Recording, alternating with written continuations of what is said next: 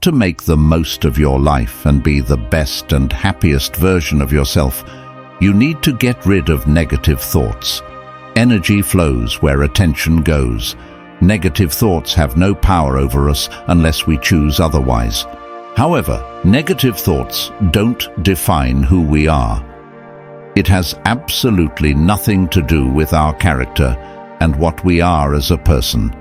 Negative thoughts catalyze the drama and unprecedented problems in your life, because when you think negative, your actions somehow will follow. Energy flows where attention goes. Granting too much power to negative thoughts is bound to cause damage. Your thoughts can make you your worst enemy.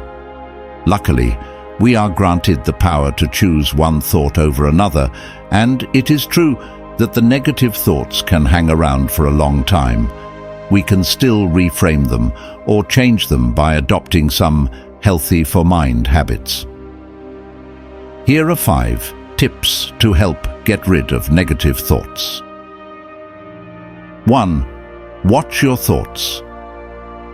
When negative thoughts start clouding your mind, just take a seat in the far back of your mind and observe the thought, just like you would sit on a chair on your balcony in the month of June and watch the clouds as they display different shapes. According to psychologists and psychiatrists, negative thoughts are results of irrational thought patterns. You need medication or some therapy for this, but you just need to sit back and observe as these thoughts unfold. When you do this, you won't allow them any room. 2. Avoid overthinking. Thinking over and over about a problem won't solve it. Unless you put some effort, your problems will remain, and just overthinking about it will make you panic and lose hold of the situation. How to get rid of this? Whenever such thoughts appear in your mind, observe it and note it down on a paper. Adjacent to it, write down the solution for it. Do this every time such ruminations occur in your mind, and at the end of the week or month, count the iteration of the problem and look at the solution. Now ask yourself, is the problem worth your stress? If you answer no, go and read the first point again. 3. Erase the hypothetical problems. In the early 2000s, we had a joke. I have 99 problems and 95 of them don't even exist. This is what overthinking and negative thoughts do to you. You worry about problems that don't even exist. You imagine hypothetical situations in your brain and start stressing over it. For example, if you are always thinking, I am ugly, you should first assess the evidence and seek a solution, if the problem even exists in the first place. Once again, you will observe and note, create 2 columns. A. Write supporting proof that you're ugly, e.g., no one approaches you, no one wants to be friends with you, etc. In column B, write evidence contrary to the problem, e.g., compliments from your friends and family, etc.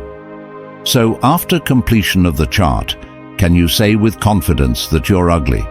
Maybe you never approached anyone or didn't allow them to. If you lock yourself in a room, you will obviously be alone. And if you're dark or fat or too thin, that doesn't make you ugly.